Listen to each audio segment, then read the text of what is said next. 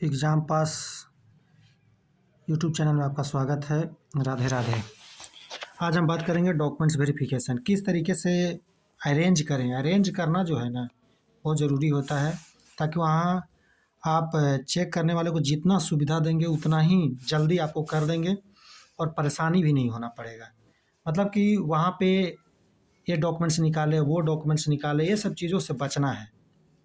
तो किस तरीके से रखेंगे, ये लेटर जो आप देख रहे होंगे ये है लखीसराय का, और किस तरीका से होगा, क्या स्लॉट बाई होगा या फिर 21 से 30 के बीच में कभी भी जा कर के करा लेंगे। तो सारा जो डाउट है वो क्लियर कर देते हैं, इसी में आपको सारा डाउट क्लियर कर देंगे। पहला बात आप समझ लीजिएगा कि आप लास्ट तक बने रहिएगा। जो सब्सक्राइब नहीं किए हैं सब्सक्राइब कर लीजिएगा और शेयर ज़रूर कीजिएगा, ताकि सारे लोगों को एक सुविधा मिल सके। मेरा मकसद है कि सबको ये सुविधा मिले और समझ पाएँ कि किस तरीके से कराना है, कितने बजे जाना है, क्या है न है, क्या होना चाहिए। तो लास्ट तक बने रहिएगा। जो सब्सक्राइब नहीं किए हैं सब्सक्राइब कर लीजिएगा और अपने अपने ग्रुप में जितने भी सेलेक्टेड ग्रुप हैं और भी ग्रुप हैं उसमें आप शेयर ज़रूर कीजिएगा। पहली बात है कि आप डीआरसीसी का है, ये आप लखीसराय का है, तो इसमें इसी टाइप का सबका आना है, हर एक ज़िले का आना है। देखिए स्लॉट वाइज होगा, 5 स्लॉट में होगा। पहला है स्लॉट 9 बजे से, देख लीजिए यहाँ पे 9 बजे से 10:30 के बीच में। दूसरा स्लॉट होगा 10:30 से 12 बजे।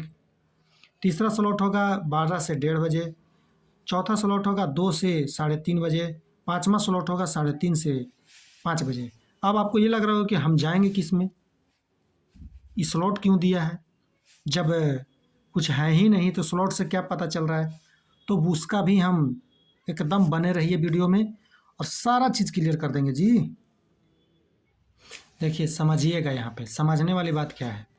स्लॉट का मतलब हुआ कि अब उसके बाद क्या होगा, तब जा कर के हम सारा चीज़ बता देंगे कि अरेंज करके कैसे ले जाना है। स्लॉट हुआ कि देखिए यहाँ पे तिथिवार स्लॉट अनुशासन टियर 3 की सूची शिक्षा विभाग के वेबसाइट पर अपलोड कर दिया जाएगा। मतलब कि आपको किस स्लॉट में होगा, कितना से कितना रोल नंबर तक होगा, ये शिक्षा विभाग के वेबसाइट पे आपको कर दिया जाएगा। वेरिफिकेशन है तो कोई हड़बड़ी आपाधापी ना करे, आप समझिएगा। कोई को एकदम भाग दौड़ नहीं करना है, एकदम इजीली हो जाएगा। वेरिफिकेशन की तिथि का अनुशंसित अभ्यर्थियों की वरीयता से कोई संबंध नहीं है। वेरिफिकेशन आगे हो या पीछे हो उससे वरीयता से कोई लेना देना नहीं है। इसलिए दौड़ कर नहीं होता कि एकदम आपाधापी में एकदम कह रहे हैं कि आज ही हम कराइए लेंगे, सबसे पहला स्लॉट में हमरे होगा, तो ये सबसे बचना है। उससे कोई रिलेशन नहीं है कि आप सीनियर हैं जूनियर होगा, आगे सीनियर जूनियर का इससे कोई रिलेशन नहीं है। संबंधित अभ्यर्थी वेरिफिकेशन स्थल पर निर्धारित समय अनुसार पहुंचकर वेरिफिकेशन कराएंगे।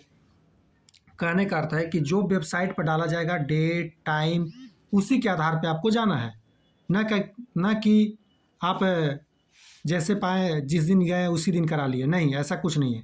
टाइम स्लॉट के अनुसार काउंटर पर अभ्यर्थी का नाम खुलेगा और टाइम के अनुसार ही खुलेगा। तो आप पहले जाइएगा तो उससे कोई फर्क पड़ने वाला है नहीं, तो आपको फ़ायदा ही नहीं है। वेरिफिकेशन स्थल पर अपने आधार कार्ड, देखिए आधार कार्ड समझिएगा, आधार कार्ड उसके साथ रजिस्टर मोबाइल के साथ आएंगे, यही मेन है। आधार कार्ड अपना रजिस्टर मोबाइल नंबर के साथ आना है, जिस पर एसएमएस ई शिक्षा कोष मोबाइल ऐप के माध्यम से टाइम स्लॉट की सूचना दी जाएगी। आपको टाइम की सूचना मिल जाएगा। वेरिफिकेशन स्थल में प्रवेश का आधार यही होगा।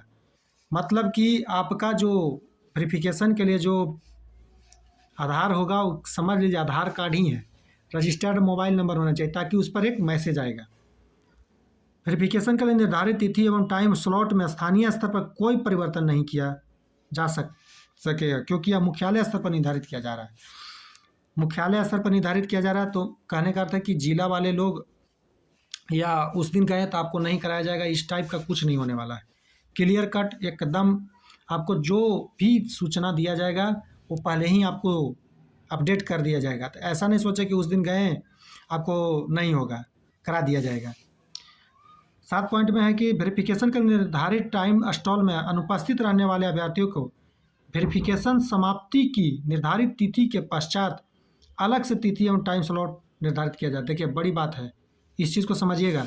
बाय द वे किसी का ट्रेन से आने में लेट हो गया या किसी वजह से वो नहीं आए, किसी के घर में कुछ हो गया या मतलब होता है कि किसी परेशानी में पड़ गए, अगर आप नहीं आ पाएँ तो आपाधापी नहीं करना है, टेंशन लेके नहीं आना है। ये नहीं कि अब पहुँचना आधा घंटा टाइम लगेगा तो 10 मिनट में बाइक को उड़ा दिए, ऐसा काम नहीं करना है। बाद में भी आपको स्लॉट दे दिया जाएगा और एक टाइम टेबल निकाल करके आपको भी करा दिया जाएगा। मतलब कि किसी भी प्रकार की हड़बड़ी की ज़रूरत नहीं है। इस चीज़ को समझिएगा, बहुत ज़रूरी है इस चीज़ को समझना। अब चलिए कि क्या क्या डॉक्यूमेंट्स लगेगा, ये भी महत्वपूर्ण है। इसके बाद हम बताएंगे कि किस तरीके से अरेंज करेंगे जी। निर्धारित तिथि को वेरिफिकेशन हेतु उपस्थित होने वाले अनुशंसित अभ्यर्थी निम्नलिखित कागजातों को प्रस्तुत करेंगे, जिसका विवरण निम्न है। पहला देख लीजिए, पहला बिहार लोक सेवा आयोग की टीआरई 3 2024 परीक्षा का मूल प्रवेश पत्र एकदम अनिवार्य है। उसकी स्व अभिप्रमाण पर, मतलब कि आपका एडमिट कार्ड है उसका फोटोकॉपी कराएं तो उस पर आप स्व अभिप्रमाणित लिख करके और अपना नाम से सिग्नेचर कर देना है और नीचे डेट मार देना है। यही हो गया स्व अभिप्रमाणित। मतलब कि जितना भी डॉक्यूमेंट्स देना है स्व अभिप्रमाणित कर देना है। अब आगे चलते हैं। दूसरा है मूल आधार प्रमाण पत्र एवं उसकी स्व अभिप्रमाणित छाया प्रति। मूल आधार प्रमाण पत्र, आधार आपका आधार कार्ड हो गया। सभी शैक्षणिक एवं प्रशैक्षणिक प्रमाण पत्रों की, शैक्षणिक एवं प्रशैक्षणिक प्रमाण पत्रों के मूल एवं लोक सेवा आयोग की वेबसाइट पे अपलोड किए गए प्रमाण पत्रों की डाउनलोड प्रति। समझिए, जो आपको जो वाटर मार्क दिया गया है उसको लोड कर लेना है, जिसमें बिहार लोक सेवा आयोग का वाटर मार्क परिलक्षित हो। एक एक स्व प्रमाण पत्र वहाँ पे आपको लगेगा। हम बता देते हैं कि करीब करीब 7 से 8 करा लीजिएगा। इसके बारे में हम आपको आगे डिटेल्स में बता देंगे। ये तो यहाँ पे एक एक लगेगा। फिर है यहाँ पे चौथा पॉइंट में सी टेट हो 1 to 5 6 to 8 के लिए, बी टेट हो, ए स्टेट हो, उत्तीर्ण प्रमाण पत्र एवं मूल एवं बिहार लोक सेवा वेबसाइट से मूल तो लगेगा ही, उसके अलावा आपका इसका भी फोटोकॉपी, मतलब कि वेबसाइट पर जो डाला गया डाउनलोड वाटर मार्क वो भी लगेगा। इसके बारे में भी हम सारा डिटेल्स एक जगह कर देंगे, अभी हम आपको बता दे रहे हैं। लास्ट तक बने रहिएगा। और जो भी सब्सक्राइब नहीं किए हैं सब्सक्राइब कर लीजिए। जो भी ऑथेंटिक न्यूज़ होगा सबसे पहले यहीं मिलेगा। पासपोर्ट साइज 3 फोटोग्राफ तो यहाँ लग जाएगा, जैसा कि आयोग द्वारा आयोजित परीक्षा में शामिल हेतु पूर्व में आयोग में ऑनलाइन या ऑफलाइन जमा किया गया था। आप बात को मानिए, दूसरा भी लगेगा फोटो, लेकिन आप पुराना वाला ही लेके जाइए जो आप डाले थे एडमिट कार्ड में।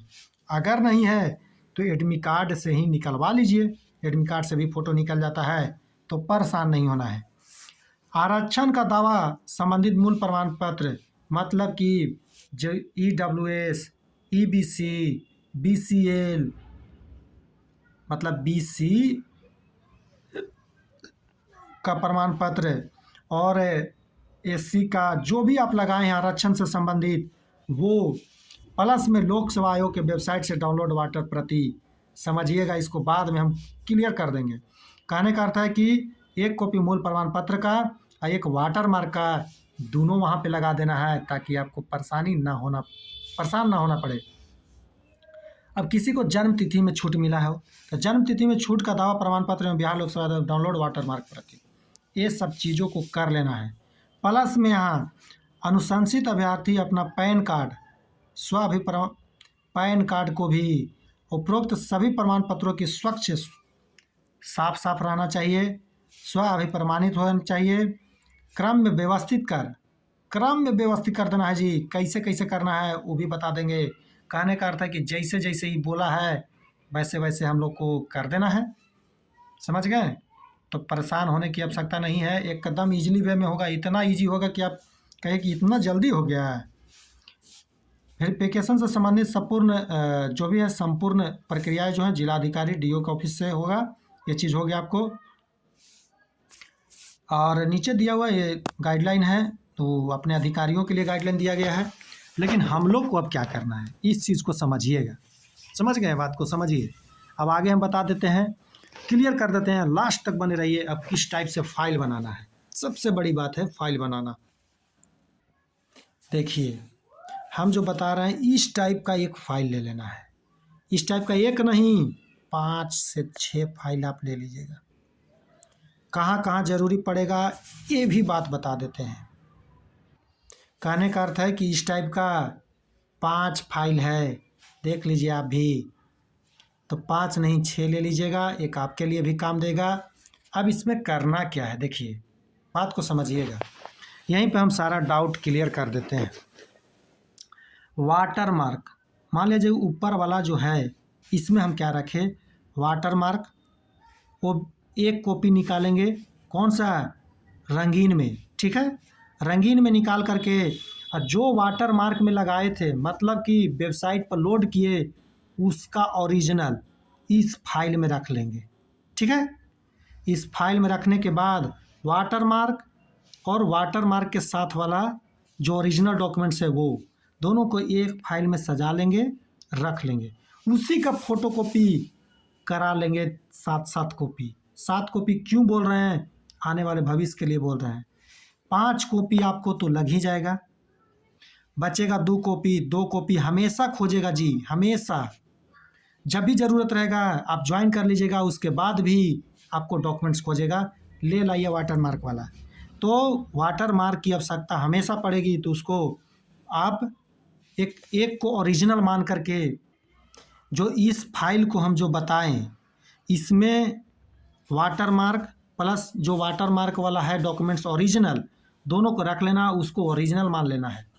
कलर प्रिंट में एक निकाल लीजिएगा, 1 से 2 कॉपी, एक कॉपी को रखिएगा, उसी से 5 से 6 कॉपी या 7 कॉपी करा लीजिएगा, या फिर पीडीएफ से भी निकाल सकते हैं। इस जो फाइल हुआ इसको ओरिजिनल में रखना है एकदम।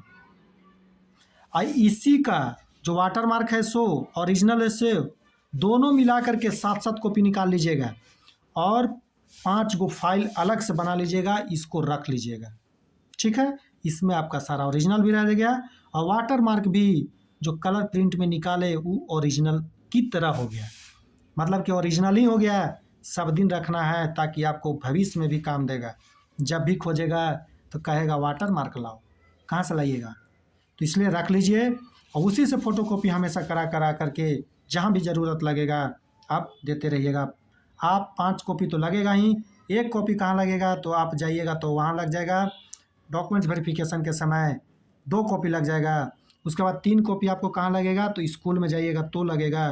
तो स्कूल में जाइएगा 3 कॉपी, तो 3 कॉपी जाएगा कहाँ, ये स्कूल में 3 कॉपी क्यों, एक जाएगा बीआरसी। जो 3 कॉपी बता रहे हैं, एक जाएगा बीआरसी, एक जाएगा डीओ ऑफिस मतलब कि डिस्ट्रिक्ट में, और एक आपको स्कूल में ही रह जाएगा। ये 3 कॉपी लगता है। इस चीज़ को समझिए, एकदम क्लियर कट हम आपको समझा दिए, इजी वे में समझ लीजिए। और जो इसमें हम बताएं वाटर मार्क के साथ ओरिजिनल, मतलब कि आधार कार्ड आप डाले ही थे तो आधार कार्ड भी हो जाएगा, मैट्रिक इंटर ग्रेजुएशन का जो भी चीज़ें डाले थे बीएड का, उसको रख लेना है, वाटर मार्क वाला भी रख लेना है, और इसी से सबको फोटोकॉपी करा लेना है, ताकि आपको किसी भी प्रकार का दिक्कत ना हो। समझ लीजिए, इस चीज़ को एकदम मान करके ही चलिए, एकदम समझ गए, इससे आपको परेशानी नहीं होगा। 10 से 15 को फ़ोटो रख लीजिएगा, ऐसे लगेगा यहाँ पे 3 गो, फिर लगेगा 3 गो 2 गो, तो 20 को करा लीजिएगा। अब पैन कार्ड ज़रूर रख लीजिएगा, पैन कार्ड ओरिजिनल आप रख लीजिएगा, उसका भी 5 से 6 कॉपी करा लीजिएगा। वो सब चीज़ें हैं। और इसमें और क्या लगता है, तो एसबीआई अकाउंट है, अभी नहीं लगेगा, ये बाद में भी आप दे सकते हैं। एसबीआई अकाउंट की आवश्यकता पड़ती है। और एक आप जो फॉर्म फिलअप किए थे वो आप रख लीजिएगा, 2-3 कॉपी। बाय द वे आपको खोजेगा तो आपको देने के लिए आवश्यकता पड़ेगा, तो रखने में क्या जा रहा है, तो आप रख लीजिएगा साइड में। और सारा डॉक्यूमेंट्स का जो भी है जो नहीं लगा है उसका भी 3 कॉपी। कहने का अर्थ है कि matric, inter, graduation, B Ed, D El Ed, जो डीएलएड हैं डीएलएड, और जो बीटीसी हैं बीटीसी, उनका 3-3 4-4 कॉपी करा करके मैट्रिक, इंटर, ग्रेजुएशन, बीएड का मार्कशीट, मूल प्रमाण पत्र, और क्या एक प्रोविजनल अगर डाले हैं तो वो रख लीजिएगा। वो रखने से आपको ये होगा कि बाय द वे अगर और जैसे मार्कशीट आप डाल दिए, तो मार्कशीट डाल दिए तो हो सकता है कि वो खोज दें कि मूल प्रमाण पत्र वाला दीजिए या प्रोविजनल वाला दीजिए, खोज देते हैं। ऐसे नहीं खोजेंगे, 99% है नहीं खोजेंगे, जो वाटर मार्क दिए हैं वही खोजेंगे। तो वाटर मार्क खोजेंगे तो इसी में, इस फाइल में आपको तो है ही, ऐसे सब कोई कॉपी किया हुआ है ही, तो यही चीज़ को दिखा देना है, इसी चीज़ को समझना था। अरेंज कैसे करें, तो पहले समझिएगा, पहले आधार कार्ड, फिर पैन कार्ड, पैन कार्ड के बाद आवासीय जातीय जो भी है वो लगा देना है। उसके बाद आपको मूल प्रमाण पत्र में जैसे मैट्रिक, इंटर, इंटर का वहाँ पे नहीं दिया गया था तो नहीं लगाना है, इसमें इस फाइल में जो अपलोड किए हैं वाटर मार्क वाला वो सारा डॉक्यूमेंट्स आपको इसमें डाल देना है। यही है बेस्ट तरीका। और एक चीज़ और छूटा, वो क्या है, यहाँ जो बचा बॉक्स, इसमें अपना नाम, रोल नंबर, क्या है आपका सब्जेक्ट, सारा चीज़ लिख देना है यहाँ पे। रोल नंबर, फादर्स नेम वगैरह, किस सब्जेक्ट से आप सेलेक्टेड हुए हैं वो सारा ऊपर में लिख दीजिएगा, ताकि एकदम ऊपर झलकता रहे। इसमें नहीं होगा तो एक सादा पेज पे मार्कर से या कुछ से लिख करके साट दीजिएगा। यही फाइल का अरेंजमेंट था, जो कि लोग बहुत परेशान थे, कैसे रखें, क्या करें, उस चीज़ को समझिए। एकदम समझा दिए हैं बहुत इजीली वे में। तो सारा फाइल बन जाने के बाद आप जब नियुक्त हो जाएंगे तो एक एनपीएस का प्राण जनरेट होता है 3.0 के लिए हम बता दे रहे हैं। इसमें भी वही सब चीज़ें लगती है, जैसे औपबंधिक नियुक्ति पत्र, जब नियुक्ति के लिए आपको मिल जाएगा नियुक्ति पत्र, तब फिर आधार कार्ड लगेगा, फिर पैन कार्ड लगेगा, फिर बैंक का छाया प्रति, बाद वाली बातें बता रहे हैं, फिर ईमेल आईडी हो गया, मोबाइल नंबर हो गया, और नॉमिनी में नाम जिनको आप देना चाहते हैं, जैसे आप जॉब में चल गए तो नॉमिनी में नाम दिया जाता है, ठीक है। नॉमिनी में जैसे माता का नाम, कोई भाई के नाम देते हैं, कोई पिताजी का देते हैं, कोई चाचा का देते हैं, जिनको भी अपना देना नॉमिनी में आप दे सकते हैं। पासपोर्ट साइज़ फ़ोटो लगता है, इसीलिए हम शुरू में बताएं कि 20 गो 25 गो आप रखिए, जो हमेशा खोजा जाता है। ये सब चीज़ें हैं, ये एनपीएस बनता है, मतलब आपका भविष्य निधि का ये इसी में कटता है, आपका पैसा कटेगा। अब बता देते कि सैलरी कितना रे मिलेगा जी। देखिए, एग्ज़ाम पास का यही टेलीग्राम ग्रुप है, इसी टाइप का फेस आपको मिलेगा एग्ज़ाम पास टेलीग्राम का। अब देखिए कि हम इसमें क्यों आए, इसलिए आए कि आपका सैलरी क्या बनता है, ये भी बहुत क्वेश्चन आता है, सर हमको कितना बनेगा। तो टीआरई थर्ड में अगर आप सेलेक्ट हुए हैं तो देखिए, आपका बेसिक पे आपको 25,000 है, यहाँ पे आप देख पा रहे हैं। इसमें डीए 53%, मतलब 13,250 बन जाएगा। मेडिकल 1,000 मिलेगा, एचआर 5%, इतना मिलेगा।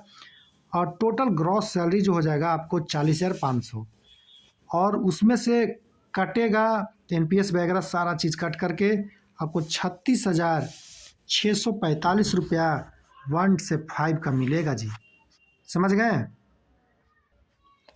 और देखिए 6 to 8 का क्या मिलेगा सर, तो इसका बेसिक सैलरी है 28,000, डीए है कितना 53%, 14,840 बनेगा। मेडिकल अलाउंस जो मिलता है 1,000 रुपया मिलेगा, एचआर 5%, और टोटल सैलरी इनका बन जाएगा 45,240।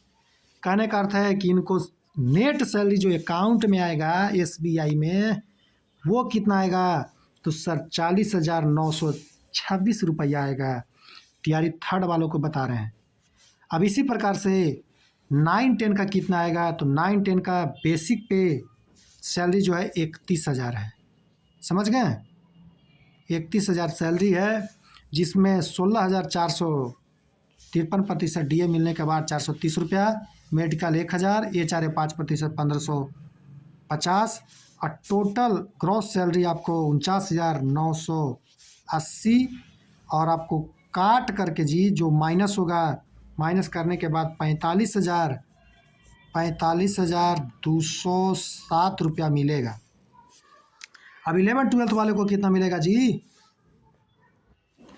अब 11-12 वालों को कितना मिलेगा तो यहाँ देख लीजिए, इनका बेसिक पे 32,000 है और 53% डीए मिला करके सारा ग्रॉस सैलरी 51,560 और टोटल इनको काट छाट के मतलब SBI अकाउंट में इनको मिलेगा 46,634 रुपया आपको अकाउंट में आएगा। यही है। और आपको करीब करीब 9-10 का 11,000 के आसपास जमा होता है। 6 to 8 का आपको वही 10,000 के आसपास जमा होता है, जो NPS के रूप में मिलेगा। आपका इधर से कटता है 100 और सरकार अपना जो देती है, इनका आपको 9,000 के आसपास इनका भी कटेगा, 8,000 9,000। तो ये आपको रिटायर होने के बाद मिलता है। ये सब चीज़ें हैं, यही सब बात है। और हम जो बताना चाह रहे हैं, और मेरा भी सिलेक्शन 9-10 सोशल साइंस में हो गया है, समझ गए हैं। तो जितने भी लोग जुड़े हैं एक बार शेयर कर दीजिएगा, सब्सक्राइब कर लीजिएगा। और डॉक्यूमेंट्स वेरिफिकेशन से संबंधित अरेंज कैसे करें, सारा चीज़ आपको हम डिटेल्स में बता दिए हैं। और जितना भी ग्रुप है सब में आप शेयर कर दीजिए, जिससे मैक्सिमम लोगों को ये लाभ मिल सके, ताकि वो परेशान ना हो। और जिनका भी स्पेलिंग मिस्टेक है या कुछ भी है, एक एफिडेविट आप अपना करवा लीजिएगा, समझ गए। एफिडेविट करवा कर टेंशन मुक्त हो जाना है, और किसी भी प्रकार का ज़्यादा टेंशन लेने की आवश्यकता नहीं है। चलिए, जुड़ने के लिए धन्यवाद। सब्सक्राइब कीजिएगा, शेयर कीजिएगा, लाइक ज़रूर कीजिएगा।